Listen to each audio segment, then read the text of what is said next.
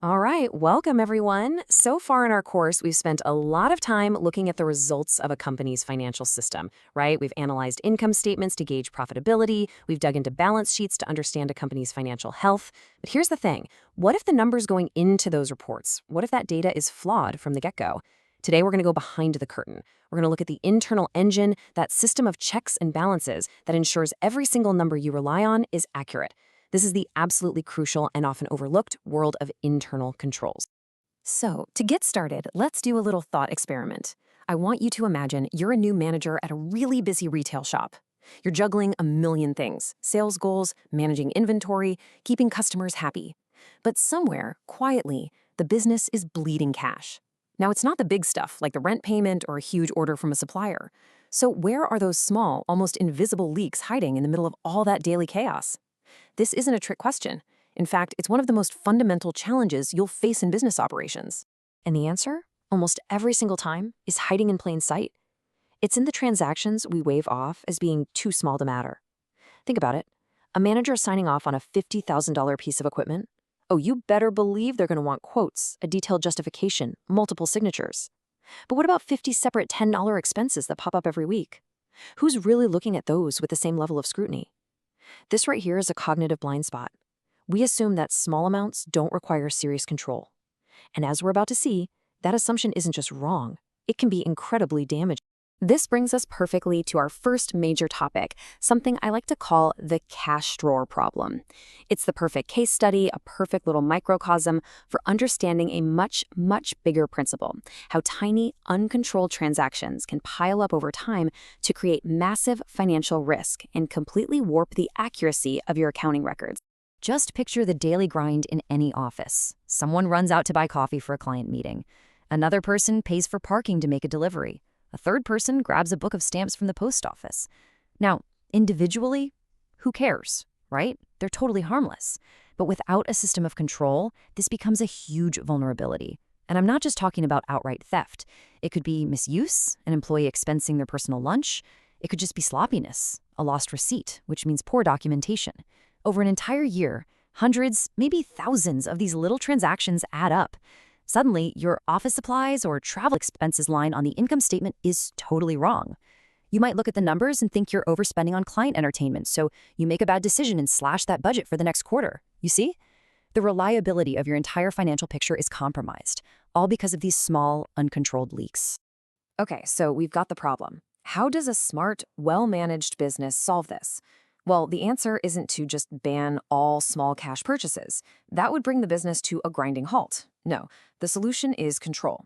And our very first line of defense is a formal, solid system for managing what we call a petty cash fund. First things first, let's get our vocabulary straight. Petty cash isn't just some coffee can with loose change in it. In a proper accounting system, it's what we call an impressed fund. Now, this is a key term, so I want you to remember it. Impressed simply means the fund is established at a fixed amount. Let's say $200. It starts with $200 in cash. Now, as that cash is spent, it's replaced by receipts. So at any point in time, the cash left in the box plus the total value of the receipts must equal exactly $200. To get more cash, you have to turn in your receipts.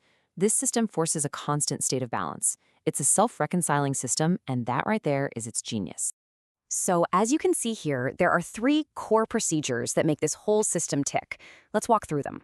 First up, you've got to establish limits. This one's pretty simple. We make a rule. No single payout from petty cash can be more than, say, $50. This stops someone from trying to buy a new computer monitor or something big out of the fund. It keeps the fund's purpose locked on truly petty expenses. Step 2, regular replenishment. Now, this is the real heart of the control mechanism. Like I said, it's an impressed system. So when the cash in the box gets low, the person in charge, the custodian, can't just go grab more money. No, they have to gather up all the receipts, create a summary, and get it approved. Only then is a check written to bring the cash level back up to that original $200 mark. This process forces a regular, mandatory reconciliation. It's the only way to get more cash. And finally, step 3, regular reviews. This is all about oversight. Every so often, a manager, and this is important, a manager who is not the custodian, should do a surprise count. They count the cash, they add up the receipts, and they make sure it all totals that fixed impressed amount. This simple little audit reinforces accountability and pretty much eliminates any temptation for misuse. You put these 3 steps together, and you've built a really strong defense for one of the company's most vulnerable assets. Okay, now for the really interesting part. Let's zoom out. The logic we just applied to a little $200 cash box isn't just some niche accounting trick. It's actually a foundational principle that scales up to control every single cash transaction in an entire company. This is what we'll call the authorization rule. And it takes the lessons from petty cash and applies them to, well, everything. And here it is. If you only remember one thing from our discussion today, make it this. Because cash is the most liquid, most tempting, most easily misused asset a company has, every single dollar that leaves the company must have two things: proper authorization and clear documentation. This is true whether it's $1 for a postage stamp or $1,000,000 for a new factory. There are no exceptions. The second you allow for an undocumented or an unauthorized cash payment, you have kicked the door wide open for errors, for waste, and for fraud. This table here really illustrates that fundamental pairing of actions and controls. You can almost think of it like a law of physics for accounting. For every financial action, there must be an equal and opposite control. An employee needs cash, that's the action. The control is a manager's review and approval. The company pays out cash for an expense, action. The control is the receipt that proves what it was for. This action control framework is the absolute essential building block of any financial system that you can actually trust. All right, in our final section, let's connect all these dots directly to your careers. I know some of you might be thinking, this is all just about a petty cash box. Why is this so important? And the answer is that these core principles, accuracy and accountability, are what separate the well-run, successful, sustainable businesses from the ones that inevitably fail. This isn't just abstract theory. This is about your competence as a future manager, as a future business leader. So look at this slide. It lays out the two paths any company can go down. On the left, without controls, you basically have chaos. Your financial data is a mess. For example, if travel expenses are constantly getting mixed up with office supplies, you might look at the numbers and decide to slash the sales team's travel budget, thinking it's out of control. But in reality, those expenses belonged somewhere else. You've just made a critical strategic decision based on garbage data. This is how good businesses make fatal mistakes. Now look at the right. With controls, you have clarity. The data is reliable. You build a culture where people know they're accountable for their spending. And you, as a leader, can make smart, data-driven decisions that actually lead to sustainable growth. This isn't an accounting issue. It's a leadership imperative. In your careers, I absolutely guarantee you will run into managers who make these exact mistakes. You'll hear them say, "Oh, don't worry about it. It's just small change." Or they'll tell you to skip getting a receipt to be more efficient. But I want you to pay very close attention to that third point, failing to separate duties. This is a massive critical error.